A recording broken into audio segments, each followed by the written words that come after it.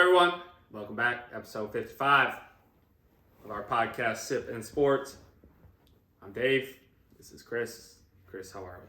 College basketball's done. I know, sad day, but you move on. It'll be here. Had to happen at some point. Yeah, it's accurate. Yeah. What are your thoughts about it? On a scale of 1 to 10, how great was it? About college basketball? No, March Madness. We'll touch just March Madness. It's good. Okay. I think. I mean, what's the scale? Like 10 would be like literally like, oh my god, greatest. I think there's better. There's been better years. Better years? Okay. Yeah, that's fair. I think that there was a lot of teams that people didn't think were going to be there as the tournament went on, and I don't know. Sometimes personally, I kind of just like want the teams that I think are going to be there. Yeah. Because I think that they're better overall. On a given night, maybe not, but overall, I think they're better. So then, in general, those games are a little bit more exciting. Like, I don't know, the championship game was fine, but the championship game was boring. Let's be real with each other. Let's not. I mean, I'm not saying like. I think here's the thing, and I saw this on Twitter too. It brings up your point you just said. I think it's a fun tournament, but I think like the first 2 days are so hyped up that it's so hard because, like you said, for good reason. 100%. No. I'm not saying there's not, but sometimes like these upsets, like I think hurt it because you're like, dude, it'd be sick to watch that Kansas team play in the championship, or it's been sick to watch Alabama do something. So then it's like, and it sounds bad to say, like obviously San Diego State deserved to be there. But it's also just like you kind of had that feel watching the championship game where it was like, oh boy, this is getting out of hand very quickly. Yeah. I mean, there were 7.5 point favorites UConn was going into the game. Right. That's pretty high. Yeah, it was the highest since what year? I'm going to say 2018. No. Lower? Like farther away? Farther. Oh, 2012. No, 10. Who was in 10? Syracuse? No, I believe that was Duke. Oh. I think that was Duke. Butler. Oh, yeah, where Gordon Hayward almost made that shot. Yeah. I think it's one of those things. That was 2010. 2010? Yeah. I think it's one of those things, like you said, just to wrap up, like it's hard because you want the upsets in the first few days, like that's what you live for, but then in the reality, down the road, it's like, dang, I kind of wish these better teams would have just made it. But it's not how it works. Yeah, it was 6.5. Duke's was? Yeah. So this was higher? I guess. Oh, Final Four betting lines.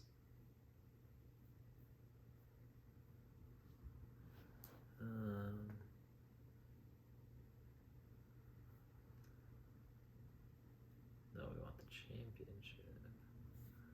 All right, so 4.5. Wait. I'm confused. No, I want championship. There we go. Okay. 4.5, none. 2. Villanova was 7 in 2018. So there's been a few 7s. And then 1, 2, 1, 2.5, 4, 6.5, 3, 7, 7.5. Right. I just think, yeah. So the most recent equivalent was 2009, North Carolina. Okay. And they dominated. Yeah, that's fair. But yeah, I think it was fun. I mean, it's like you said, it's one of those things where it's always fun to watch. I just wish the championship game would have been a little like that Villanova game was sick. Yeah. Well, it's just one of those games where it's super close. Yeah, Villanova, the North Carolina. Shot by 2016. Yeah, with Marcus Page. And that was sick. 100%. All right, let's jump into it, David. Top moment. My top moment comes from the Final Four and the championship game. It's Jim Nantz is officially retiring from the Final Four. That's a good 32 years retiring. After 32 years, he still will do the Masters and still do NFL on CBS. Just retiring from the Final Four. Okay. I mean, think about this. That's fair. It's crazy. He obviously has he's the voice of a lot of things, and his voice is very unique. I just think it's crazy. Like you think, like for 32 years he's been doing the Final Four. Think about all the games. Like he's seen all that. Oh yeah. And he does the Masters, which is also coming up this week. We've only seen 20. That's what I'm saying. 20. I don't know. It's an arbitrary number. Oh. We probably didn't see him when we were like 5. 100%. But I'm just saying, it's crazy to think of how much he's seen and how much it's grown. It's pretty cool. That is pretty cool. So that is my moment. My moment comes at the despair of Wolves fans. On Sunday, as we get into the last week and a half of the NBA season, teams that aren't in the playoffs are playing ragtag lineups. 100%. So the spreads that you see are gigantic. Mm-hmm. And on Sunday, two of the biggest spreads, the Blazers against the Wolves, it ended up being plus 19.5. And then San Antonio was plus 16 against the Kings, and they both won outright. So if you would have parlayed both of those and put a $10 bet on them, you would have won $1,590. Yeah, that's crazy. Almost $1,600. Yeah. With a $10 bet, and yeah, it they're actually still hit. ridiculous. They're still going like that. There's some games like, as we speak today on Tuesday, like Charlotte was 14.5-point underdogs. No, I know. It's nuts. I mean, some of these games are truly just getting out of hand. But like you said, it's more because these superstars are resting, or they're just saying the teams are not tanking, but they're tanking. Yeah, they're tanking. Right. So they're trying to lose, but the guys that played aren't trying to lose. So then, if they make shots and the team that's supposed to win is playing terrible, then there's a chance. Well, we talked about this too off air, but it's like these guys that are finally getting a chance to play, like this is their chance to stay in the NBA. Yeah. So like they're playing because there's obviously draft picks and whatever, so there's obviously guys coming in, but it's like this is their chance to show like, hey, I should still be here. Exactly. So yeah, makes sense. But yeah, $1,590 for a $10 bet. That'd have been nuts. That was a terrible game. Terrible game. Yeah. It's gross. Which leads us into our next topic of Minnesota Minute. Yeah, so, bang. So, we're going to start off with a positive note. Twins started out the year 4-0. Unfortunately, live tonight, they just lost to Miami, but they play Houston at home this weekend. Timberwolves, like Narum said, lost to the Trailblazers in their most recent game. Currently in 9th place, 3 games to play. Wild clinched a playoff spot going into their overtime loss against the Las Vegas on Monday. They also have 5 games to go. Minnesota United, still undefeated. They beat St. Louis last weekend. They play Chicago coming up here. You got Minnesota Gopher Baseball taking the series 2 of 3 from Ohio State, playing Purdue coming up. Minnesota Softball also took 2 of 3 from Penn State. They play Indiana. You got St. Thomas Baseball. Fortunately got swept there off to a very slow start. They play Northern Colorado. Who was the one that was playing Creighton?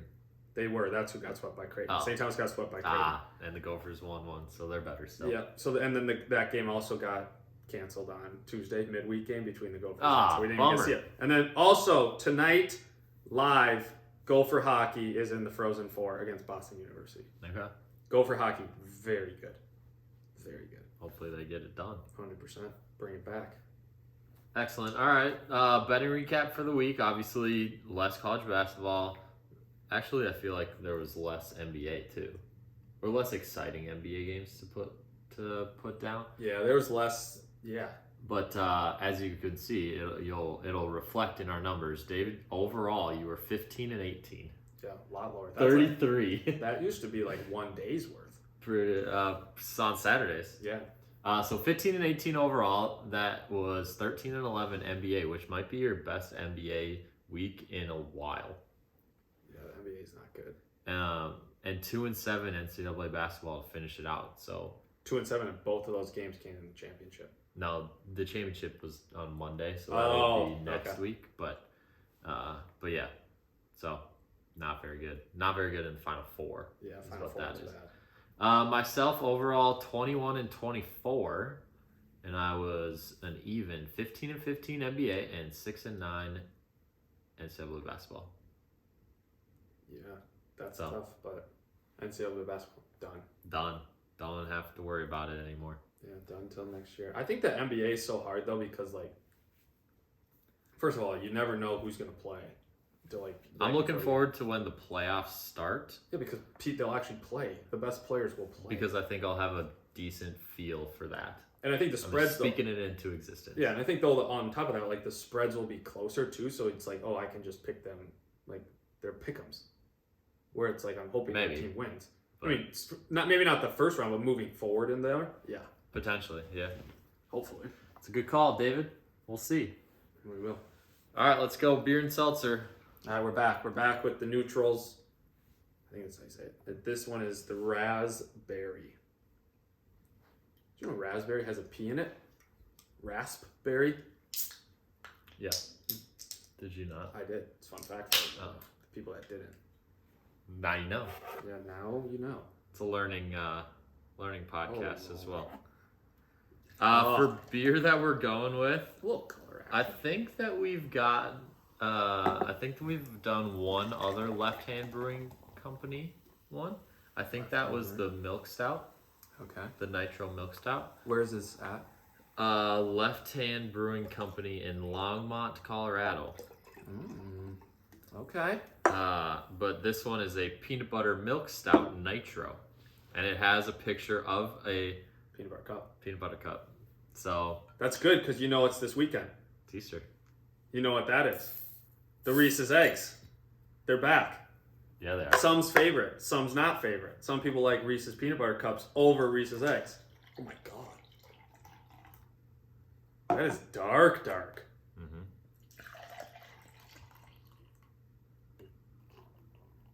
Oh, Lush isn't gonna like that. I nailed the mic. I nailed the mic. Also, not a lot of bubbles Oh, I was trying to in get yours, but mine.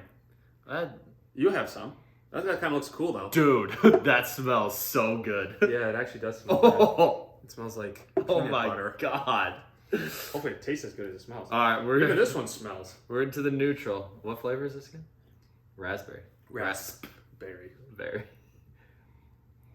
All right, it smells like raspberry. It's a good start. Yeah, and it has color. Also a good start. Mm-hmm. It's the right color. It's red, like raspberries. So it would be a different one, we worry, but oh yeah. Okay, first thoughts. It's definitely got flavor.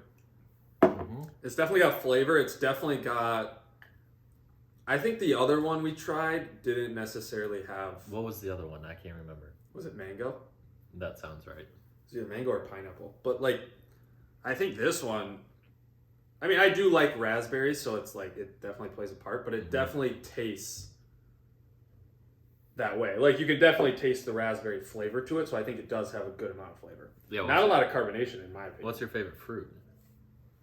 My favorite fruit? I do like strawberries. So I do like strawberries. Do you get them the most, or you just like them the most, but you don't get them? No, I don't get them the most because I feel like if I don't eat them right away, they go bad. Mm-hmm. And so like I don't know. I really tend not to get a lot of fruit. I will say this: my other favorite fruit is like those little cuties, the clementines. Oh. I do love those. Okay. Those are easier because they last a little longer and they're just Yeah. better. Yeah. I just feel like every time I've gotten strawberries in the little buckets, or the little, not the buckets, the little clear plastic containers, Uh-huh. you like wash them off, you have them for one day, and the next day like some of them have mold. It's like that was a day. I feel like you have to wash them as you go. Oh, 100%. Yes, 100%. But you have to wash them right when you get them. I wash them right when I get them. Oh, I don't. I wash them right when I get home. I wash them as I go. That's what I meant. Oh, so you don't wash. So you only wash them like I toss them in straight into the fridge and then wash the ones that I'm gonna eat and eat them. put them in a bowl or put And them in then the next time I want some, then I'll go grab a couple, wash Okay. them, and then eat 'em. Interesting. I don't So know. I feel like that keeps them better. Could keep them better, yeah. So you basically like if you're gonna have portion control, where you're gonna say, okay, I'm only gonna eat 5, so I'm only gonna wash 5. Uh-huh. Nice. It's a good way to do. A little trick for you. Oh, portion Tips control and, trick? tips and tricks. Yeah, 100%. That is a fitness guy.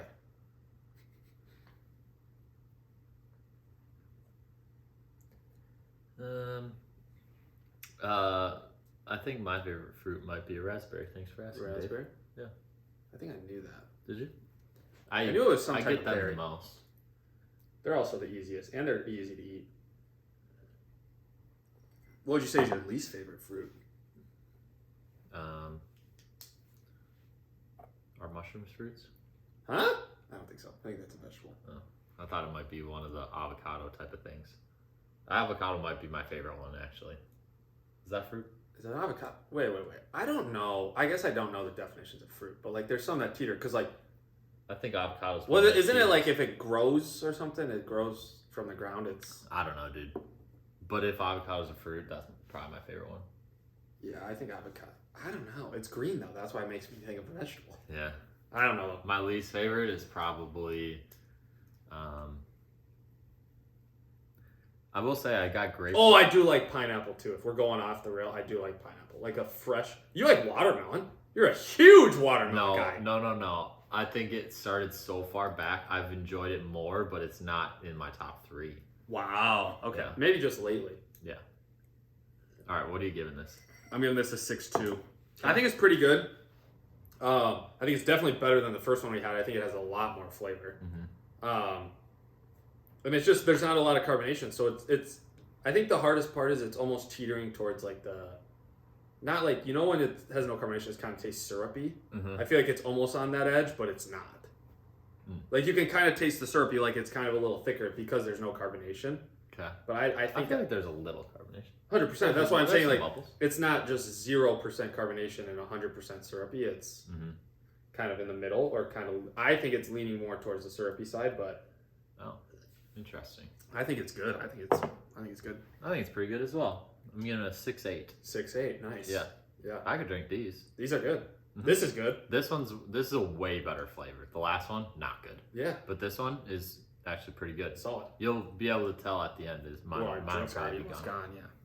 So. All right. 6.2, 6.8. Yeah, that's pretty We good. have high hopes for this. That's a good start. As it smells. It smells so good. Yeah, it does smell very good. It smells so good. What's in it? Is it just a Nitro? It's a peanut butter milk stout Nitro. 6.2. Super smooth, peanut buttery bliss with notes of milk chocolate. It says pour hard. That's what I tried to do. Ooh. It's I would definitely say the first word that comes to mind when I drink it is smooth. Smooth.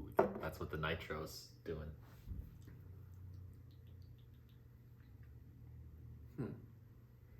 You know what? I'm going to throw this out there. This might be a bold take. I think it's very good, but I think the smell of peanut butter smells more than it tastes peanut buttery. Maybe. I don't think there's as much. Like, when you smell it, instantly peanut butter. It smells... this might be number 1 in terms of smell that we've had in 55 episodes. I think it might be number 1. I would agree to that. But I will say this, and the only knock I have on this is the smell is great, but I think the taste is less than the smell. I almost feel like the taste is just like milk. Yeah, it doesn't really have any... Because it's a peanut butter milk stout Nitro. I feel like when I'm tasting it, it's like milk. Yeah, and the smoothness kind of tastes like milk. Like milk. Yeah. And there's, like I said, there's just not... I personally don't taste any peanut butter when I taste it. Yeah. But I think it's, like, because like you said, the smell is so high and like that. But you're still like smelling the peanut butter as you're taking a sip, 100%. Yeah, so it's playing off of that. But man, it smells so good. Yeah, it definitely smells good. Smell, it would be on the upper 8s. All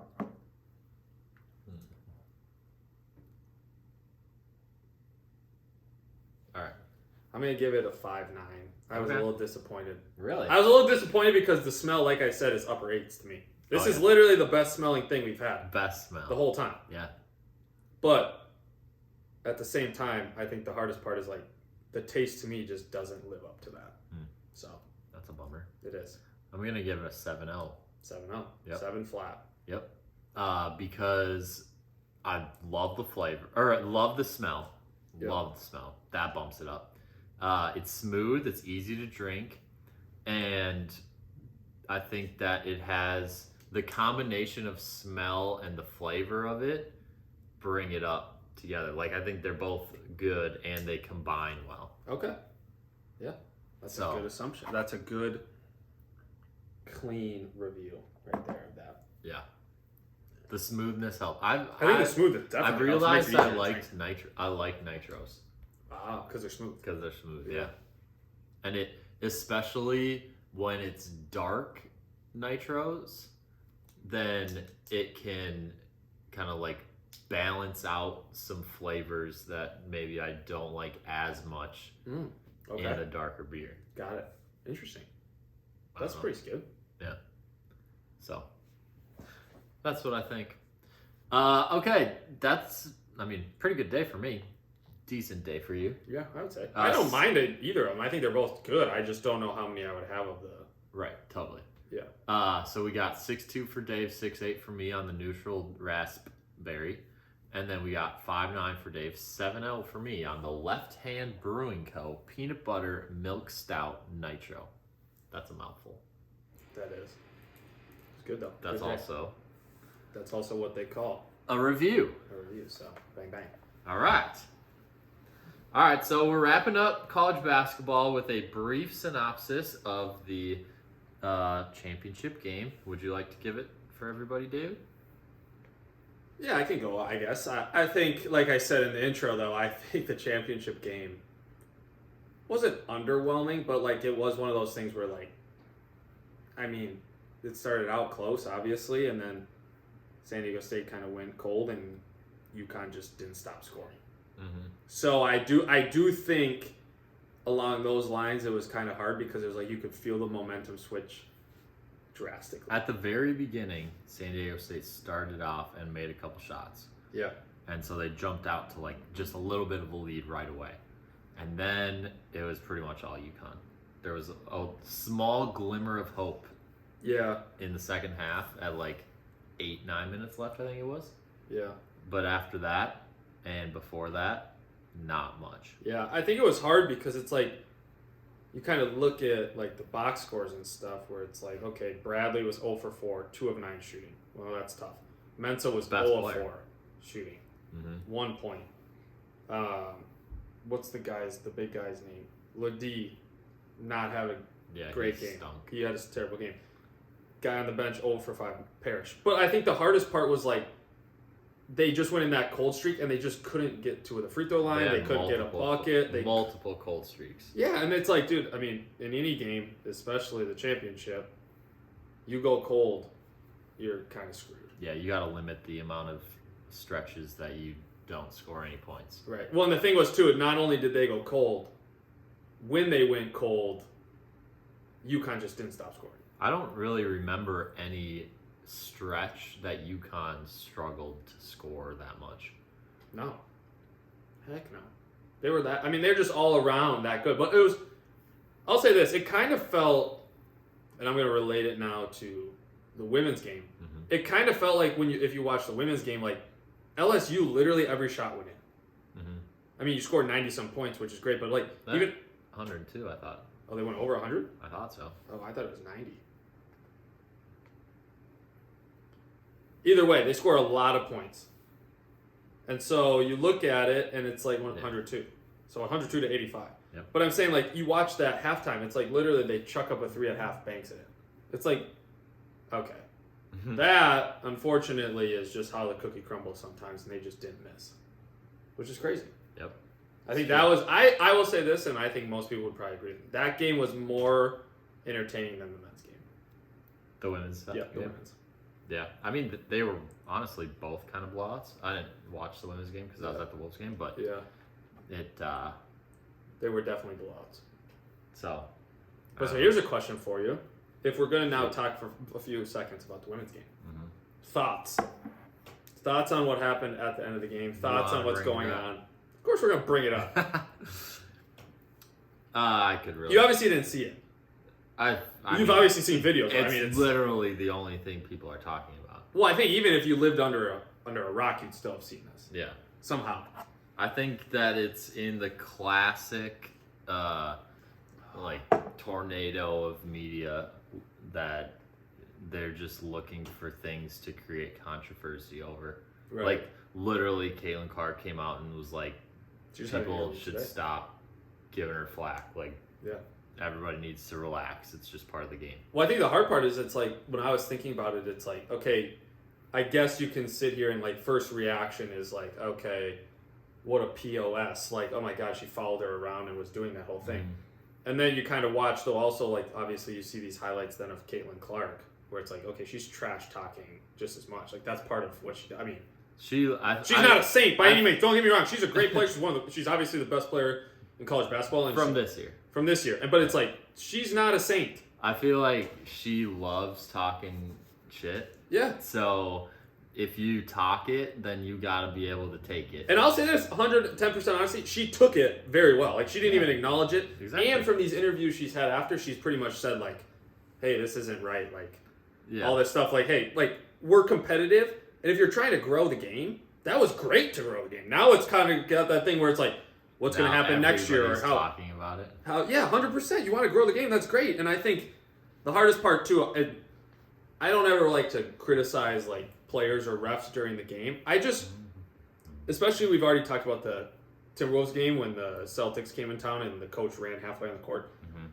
I don't understand why / how / like any of this. Like, do rules just not apply at some points in games? Like, this Kim Mulkey lady was on the court the majority of the game. Yeah.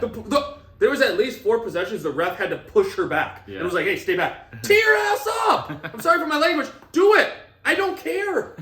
I understand that people are pissed about the technical foul on Caitlin Clark, but I guess it came out that it wasn't necessarily what she said. It was the fact that they already had to delay a game, and it was their second delay game, so it came up as a technical. There you go. Fair. Yeah. But also, you can't have a coach on the court. I'm sorry. I don't care who you are. Yeah, they should have done a better job on that. 100%. And it's just like, it's tough because, and I will say this, you watch Iowa. Iowa handled the post game and everything very classy, 100%. I just think it's hard because it's like you see it now in the NBA. We've talked about it before. You see it wherever. It's just like, stop dictating the game. Like, just let the game decide the game. I mean, sometimes it's easier said than done, but it's like we talked about this too in the Final Four of the Elite Eight, whatever, with the Creighton game against San Diego. Like, I condone that ref. Like, that's a foul. I don't care if there's 5 minutes left. I don't care if it was the first possession of the game. Like, a foul is a foul. Right. So there's definitely two sides of it. I just, like you said, I think it's just stupid now where it's like they're creating these controversy, but I think it's great for that. WNBA, college basketball, it's fantastic. Mm-hmm. It's better than... also, men's basketball. Now we're switching sides. Okay. Men's basketball. Yep. UConn's #1 ranked preseason for next year. Okay. Is UConn a blue blood? We've talked about this with friends. Go. Give your take to the people. No, I don't think they are. Okay. I don't... What will it take for them to be a blue blood? Sustained success. They've won a lot of championships, but in terms of just sustaining consistent success on a year-to-year basis, I don't think they fit that regard. Got it. Because they've had the highs, but they've also had a lot of lows. Whereas I feel like when you consider other colleges blue bloods, their lows aren't really lows. Like, they're lows for them, but they're not actually lows compared to where it could be.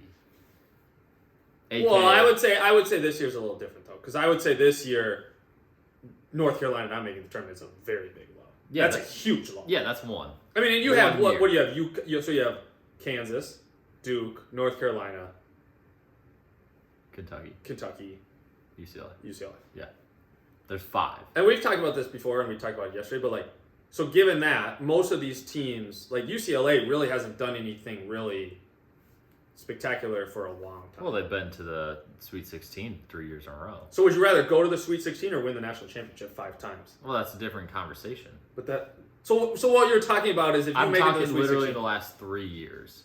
So would you rather not make the tournament 2 years and win the championship 1 year? Yes.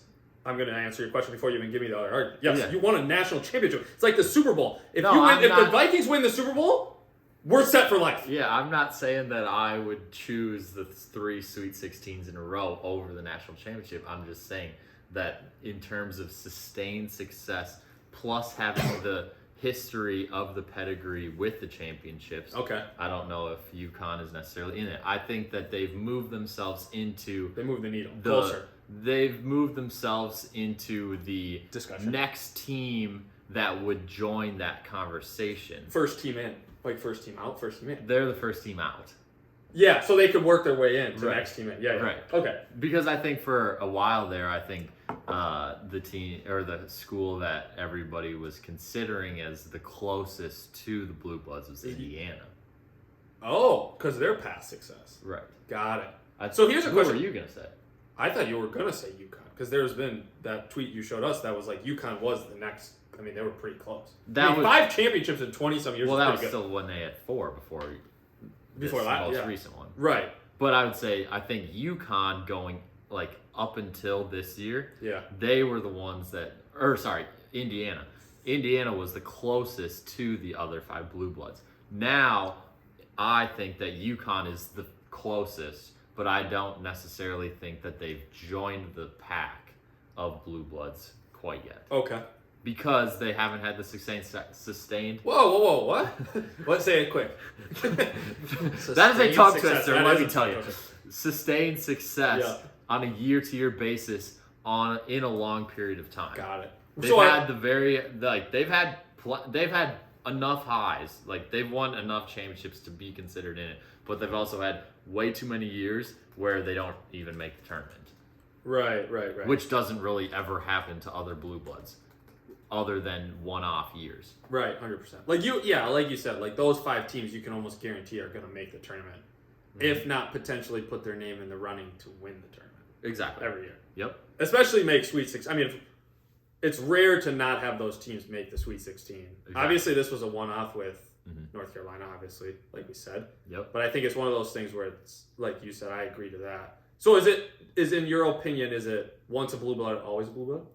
So, like, let's say, hypothetically speaking, like North Carolina the next 3 years. Let's say 2 out of the 3 years, they make the tournament, but they lose in the first 2 rounds. Is that... Can you get pushed out of blue blood? Yeah, I don't think so. Okay, so it's like once you're a blue blood, you're out. Right. It's like which is why that... It's an exclusive club. Yeah, which is why, in my opinion, you can't just be adding colleges into the blue blood conversation left and right. Got it. You know? I agree with that. Once you get there, you have the sustained history of being the best of the best. Right. And that's why you're considered a blue blood. Got it. But you can't just become a blue blood and then you don't make the tournament that year and it's like, no, you're actually not a blue blood anymore. Sorry. So it's like once you have that badge, you wear the badge forever. Pretty much, Got yeah. it. So it's like the Vikings Ring of Honor. I like that. So my question then to you is, what would it take for UConn to move up? Or any team? Because like, here's the thing is, so you have to think that after winning the championship, UConn is the next closest team. Yeah. Right? That's what I've said. Yeah, so that's what I'm saying. So I agree with that. But what I'm saying is like, what will push them into blue blood territory? Well, I think if they win another championship in the next handful of years, then that will help. Okay. But I think that if they can cement themselves as every year, no doubt about it, they're in the tournament regardless of if it's a good year for them or if it's a bad year for them, then that's when they move into the category. Move into the. So do you think? Into the group. Last question on this: do you think that conference has anything to do with it? Like, I think you watched this year and like we talked about. I don't think, I could be wrong. I don't think any Pac-12 team made the Elite Eight. No, they didn't. So I owe you $5. I'll give it to you before that's before okay. you leave today. Save it. I'll take interest on it. But so do you think conference matters? Because like obviously there was a lot more Big East teams, which make it harder, right? The Big East teams actually had probably the second most successful postseason. Who would versus Big Conference USA, baby. Oh yeah, that's true, 100%. Which is crazy because we both said Big 12, no doubt. I know. Which on paper should have been. I mean, I know, but the Big East, they had what, 2 Elite Eight teams? Yeah. 2 Elite Eight teams, at least 3 in the Sweet 16. 4 in the Sweet 16. You got Xavier, Marquette, Creighton, and UConn. Yeah. So, well, that's 100%. That's what I'm saying though. So like, does conference matter for blue blood? Because like, let's be honest. Like the ACC was a little weaker than the Big East. Right. But like you said, obviously, Duke and North Carolina have solidified themselves forever. Correct. Yeah, Duke, North Carolina, and UCLA I would say, are in the top tier group, and then Kentucky and Kansas have had plenty of success where they're in there as well. Okay, interesting. Okay, yeah, I think that's accurate. I would agree with that. I think the argument for UConn would obviously be national championships, but it goes beyond that. Correct, in my opinion. Do you agree or disagree? Well, I think Do you think they're in I think it? it's hard because do you think they're in or no? I don't know. I think after this last championship, it's definitely a topic of debate. Are they last one in or first one out? I would say first one out. If they make the Sweet 16 this year, they're first one in. Next year? Next year, this coming up season. Okay. Yep. I think then they're first. Then they're last one in. Then they're last one in. Really? Well, I don't think they're. To be 100% honest with you, I have to say this. I don't think there's another team that's close to them. I think Indiana, you can make an argument for. Indiana has not had success for quite a while. I just think there's got to be a different tier where it's like, hey, if you win a national championship, that means more than just like Indiana's sustained success of going to the Sweet 16 or the Elite, whatever. And so I don't know. I think yes, if they do, especially next year, obviously they'll be the target on their back. They're preseason number 1, but it's like I think if they can. I think it's way too. It's way too early because you also don't even know who's coming back. Yeah, obviously people are gonna put out way too early rankings. 100%. In today's college landscape, that means literally nothing because there could be half of UConn's team leave and either go into the transfer portal or go to the NBA 100%. Or do something else. So yeah. Doing these way too early rankings, everybody loves them and they make a big deal about them, but that's the stupidest thing ever. Well, it's like literally the first article that comes out after the season. It's like even with the Super Bowl. It's before the game ends that they're putting out their way too early rankings. Yeah, but that's what I'm saying. It's even like with any of these sports. It's like the Super Bowl winners, and they all come out and they're like, "Oh, here's the rankings." It's like, what do you mean? Here's the free odds agency, for next year. Draft picks. Like no one knows. UConn is not number 1 though. I don't think. I saw an article that UConn was number 1. I thought Duke was number 1. Oh, I thought I saw an article that UConn was, but either way, so UConn women's are number 1. Oh well, because Paige Beckers is back. We think so. Injuries, tough. She'll be back. Anyways, yeah. So I think if they go to the Sweet 16 this year, yes, they move in the category. I will say that. Okay. But like you said, it's just like one of those categories where it's like it's not like they're the number 1 blue blood. They're just literally a blue blood. That's just the tag. Yeah, I don't know what it's like. I don't know how many years, like going forward, they have to have that sustained success to be in the group. I don't. Right, because it could work both ways where you don't. Right, like, what if next year they don't make the tournament? Does that bring them down from first? Exactly. You know what I'm saying? Then they might be second team out. Shit. I mean, they'd still be first team out because I think they've created a little bit of a gap, like you said, between them and Indiana. I believe is probably the next one. Yeah, I would say Indiana's accurate. But I would say that it definitely bumps them down a peg closer to Indiana rather than a peg closer to, if not into the group. Got it. Interesting. I like it. Yeah, there you go. Anything else on the championship? No, not really. Okay. It was a fun college basketball, but I do think, and maybe this is how it'll be going forward because of transfer portal and because of all these different rules, like these teams will be closer. Mm-hmm. But I do think it, like I said before, I think it kind of sucks where it's like, dude, like we wanted these other teams in it, but they didn't. But I mean, it is what it is. That's true. So, you got a couple new big name people in the transfer portal. 100%. Hunter Dickinson. Gotta say Caleb Love, who's the kid from Max Asmus. Yeah, Max Asmus. Here's my question. So, I mean, maybe I don't really know the answer, but like, if you enter yourself in the transfer portal, like, is there any chance you go back to the school? Oh, yeah. Oh, it is? Mm-hmm. Okay. I feel like if you enter the transfer portal, that's like your way of saying, like, I'm done. Done with your school. No, there's been a couple. Isn't that awkward, don't you think? Like, they've left. No, they're not. Okay. They haven't completely left. What do you mean? They entered the transfer portal. That just means that they're seeking out their opportunities. But you can always go back to the school if they'll have you.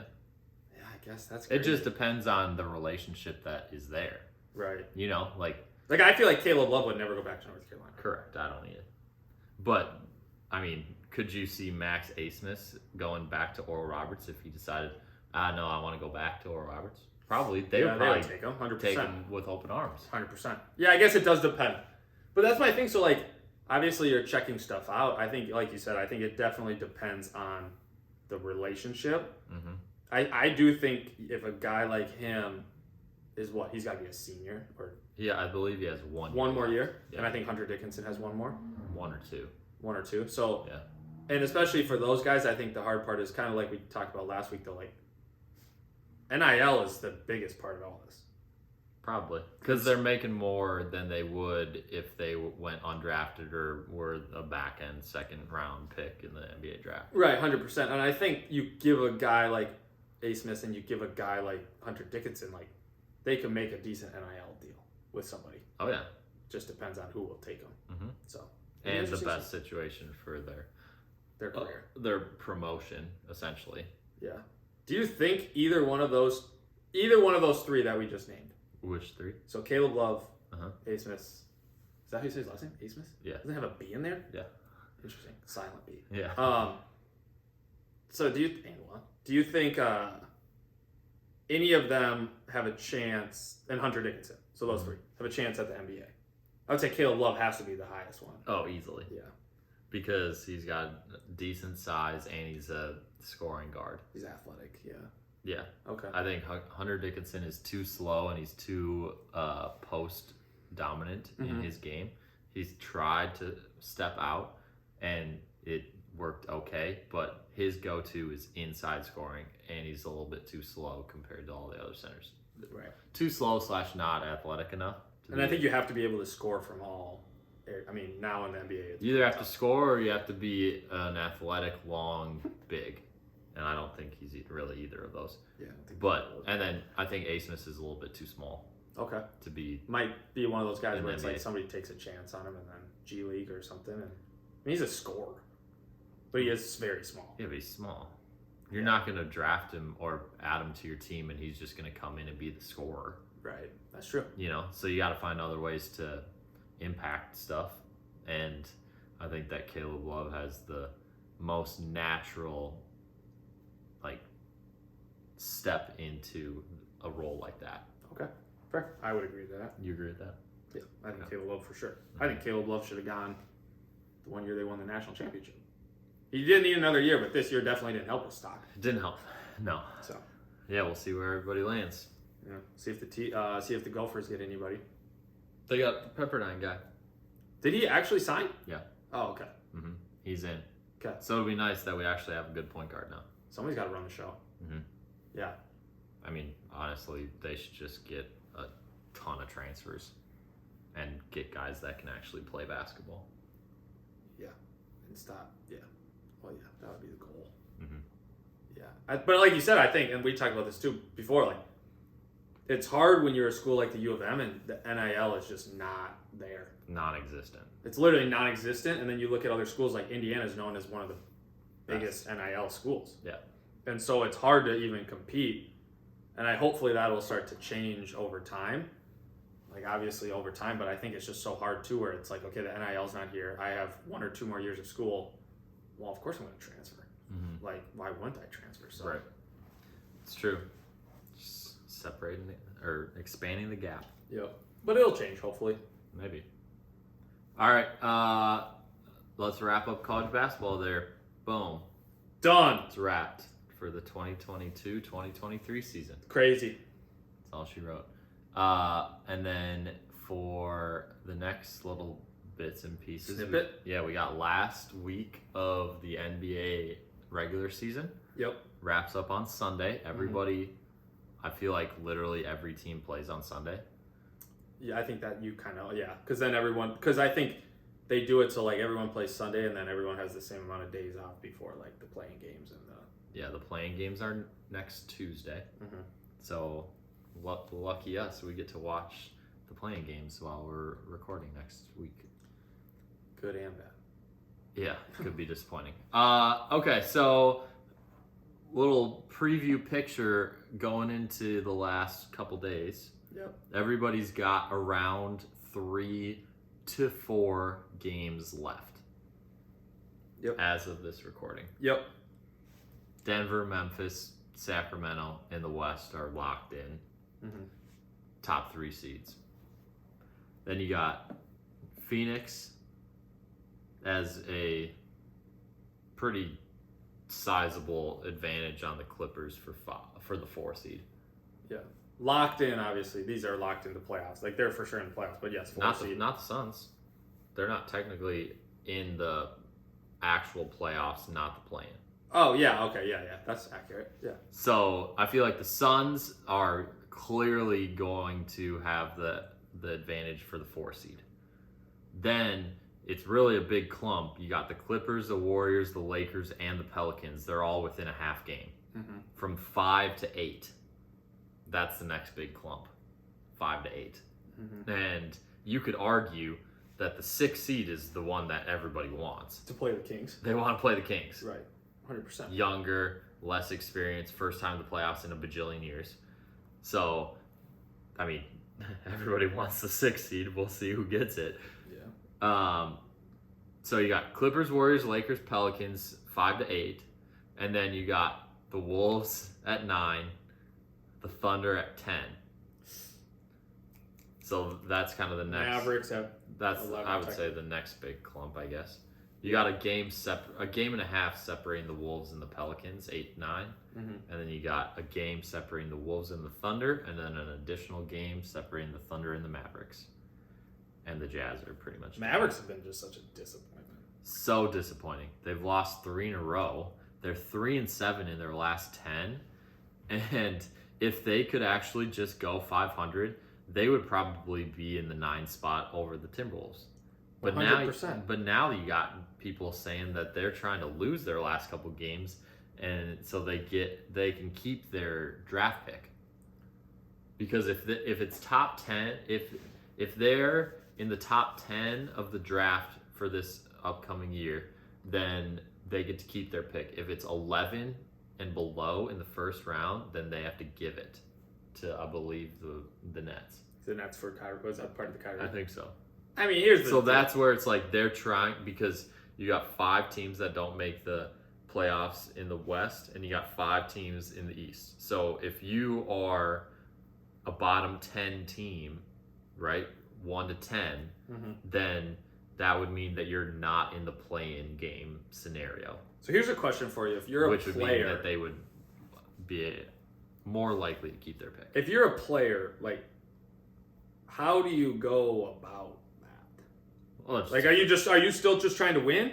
I don't know. Like, you know the strategy. Depends So if you're on what they are telling you. right, 100%. But I'm saying, like, yeah, if you know, but like, if you're part of the game and you're playing the game, you can't just obviously go out there and just tank. Right, no. So you'd have to be like, I'm sitting out. But then everyone would be like, well, why the hell are you sitting out? Then it's almost like more outs. The crazy thing is, they don't have guys sitting out, and they still keep losing. Exactly. So maybe they're the definition of the good tank. They've figured out how we can play our starters and still. That's what they're really trying to do. Holy moly! Yeah. That's shocking. I mean, well, it's shocking because once Kyrie was over there, they're like, oh my god, these guys are gonna be sick. Yeah, and Kyrie's actually been playing very well. Kyrie's been playing better than Luka. It's just the issue that I think everybody knew was a possibility, and I don't want to toot our own horn, but I feel like we said it. Kyrie and Luka are very similar players where they have to do a lot of their work with the ball. And specifically on offense, that's where they do all of their best work. They're offensive players. So if you're asking one of them to not be in the position of controlling everything and utilizing the ball to help their offense flow, then they're going to have to find other ways to impact the game, aka the other side of the ball, which is defense. And that's not what either of them have been or really, I feel like, want to do. No, yeah, and I agree with that. I think even when you start potentially watching some of their games, it just doesn't look good. Like, it's like, oh, Kyrie goes one-on-one, shakes his guy, pulls up for a jump shot. They don't pass. They don't do any of that stuff. And it's like, I think that they're both obviously elite players, but I think, like you said, they need the ball. Like, if they don't have the ball, they're not stud defensive players. Right. They're not stud rebounders. They're not stud whatever. They're literally like, Luka puts up a lot of stats, but yeah, he's a big guy. But I'm just saying, like, too, also at the same time, like, now that Kyrie's there, sure, some of the weight is taken off of him, but also at the same time, like, he doesn't have the ball as much. Right. So I mean, they were actually better when one of them was not playing in the first 6 games, they were actually pretty good. So that brings my question where it says, so these super teams that people have started to create. Well, it just depends. You got to create one that actually makes sense. Which one would you say? Which one makes sense? Well, look at the Suns. They've won 5 in a row, and they're the most they're odds favorite to win the West and go to the finals as the 4 seed. Yeah. So theirs is the way to do it. Well, yeah. You got CP at the point. You got Devin Booker, who can stretch the court and he can attack the basket. You got KD, who's just an overall scorer, and then you got DeAndre Ayton anchoring the team. So you would and say, then you can just throw in a guy that is literally just out there to hustle, defense, rebounds, steals, all that stuff. So would you say that's how you got to do it? So would you say it's more so like obviously you bring in KD, who's an elite player, one of the best players in the league. You obviously have Devin Booker, who's an elite scorer. You have Chris Paul, who's 55 years old and still balling. Would you say, but like DeAndre Ayton's also very good. Yeah. So they had a lot of pieces of the puzzle. You just also got to find a guy who's going to fit that system. Because like KD is elite and KD wants the ball, but I also feel like at the same time with Devin Booker, like he's not one of those guys like Kyrie where it's like, hey, I need the ball or else I can't impact anything. Yeah, because like he's not technically the point guard. Chris Paul is. Right. He's just a shooter. They score in ways that they don't have to create shots for themselves with the ball. Right. Like they're catching it on the wing, doing one dribble pull-ups, and like they're more catch and shoot. Back to the basket, turn around, fade, shot. Yep. Or running off screens. Right. But then they have a guy like KD who can create his own shot and make it. I mean, they all can create their own shot very well. Yeah. So. See what happens. Yeah. All right. So then East. East is almost like solidified. Kinda. Yeah. You got Bucks, Celtics, 76ers, Cavs, Knicks, all clinched outside of the play-in. Then you got Nets, who are the next most likely as the 6th seed currently. But then I would say it's pretty much the play-in teams are already selected. It just depends who's going to play. And the teams outside of the play-in are already out of the playoffs, basically. And then you have the teams that aren't in the play-in, the teams that aren't in the play-in, they're pretty much solidified as well. Right. So it just depends who's going to play who. Right. Like you could potentially have a team, depending on how the season ends, but you could potentially have like the Heat slide up to the 6th seed. Potentially. That's the only thing that could really change into the non-play-in games. Yeah. But then besides that, I mean, even right now, it's almost like solidified. Like, if the Heat win 1 or 2 more, they're almost guaranteed the 7th spot versus or the 6th spot, whichever one. Right. So you got Heat, Raptors, Hawks, Bulls. Yeah. The Bulls. Do you think that any of those teams can win their, like, if they get into the 1 through 8 playoffs, do you think any of them can beat one of the top 2 seeds? So they would have to play the Bucks or the Celtics? Yes. No. Not even close. Do you think they can win the Heat, one game? I think the Heat would compete. I think the Heat would. I think the One Heat are game? one game. But I don't know. And I think the Hawks, they would just have to score 150 points, which they can do. They score a lot of points. They just give up a lot of points. But Is it? I don't know. When you look at the Bucks and the Celtics, even the 76ers, like, Yeah. that's the teams. Right. So, I maybe one game, maybe. Isn't it funny that because last week was your top moment where the Hawks go up and down and up and down, up and down, up and down, up and down. Yeah. And then you look at their points per game and opponents' points per game, and it's literally the exact same. It's the exact same. And in the last 10, they're 5-5. Their conference record is 24-24. Yeah. 23-16 at home. They're 16-23 on the road.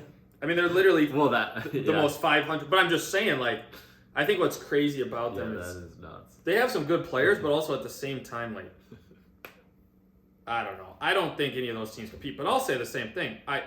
The only team I could see coming out of the play-in, if the play-in now in the Western Conference is the 4 teams that are here, I hate to say this.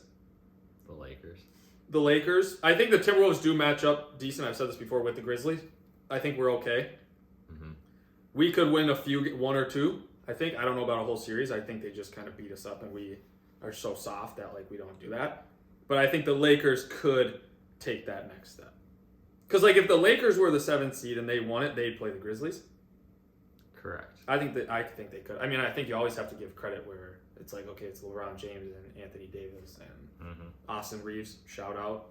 That guy's good too. Jesus, he's not that good. He's good. He's a good player. No. He's a good player. He's a good player.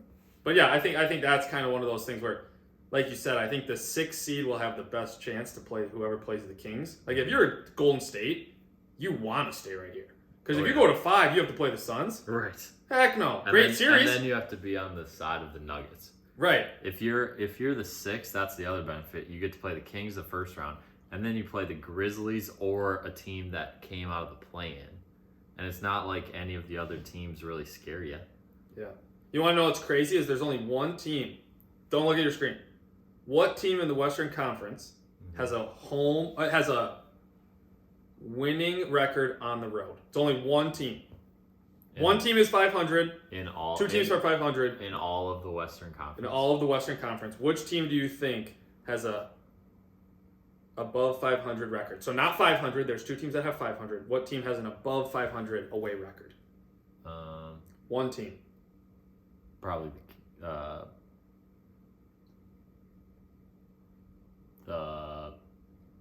I'll say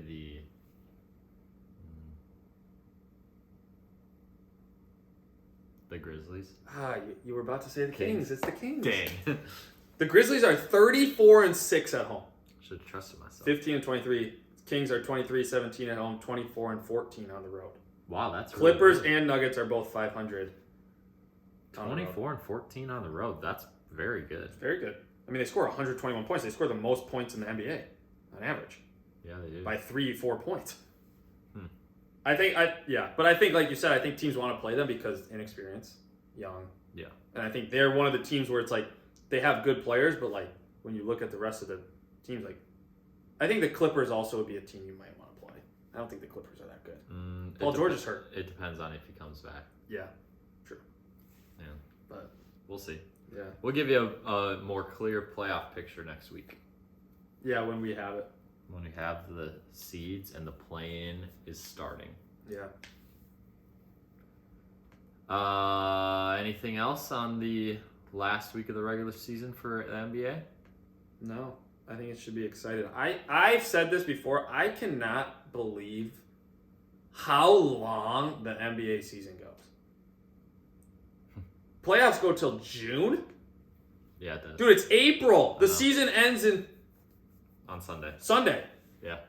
The season ends within a week, and we're going till June? Yeah. Yeah, space it out. There's a lot of games to play. I mean, space it out. A lot of games. That is crazy. I mean, that blows my mind. It's a lot. So then you get, 2 months off, and then you start the season back up? When does it start, September? September, yeah. So it's 3 months, basically. 2.5, 3 months. Right, I think end of September. And then you got end of September, and then the preseason stuff is gotcha. Beginning of October, I think. Okay. So there you go. Crazy. Nothing else? Masters are this week. Yeah. It's pretty exciting. Masters are this week. It is exciting. Masters are. It's crazy. All right. But that's it. That's all we got. 55. Wrap it up. Yeah. See you next week. week. Do your little... My what? Wrap it up. No. That was like a one-time thing. That was a special occasion. All right. 55. See ya.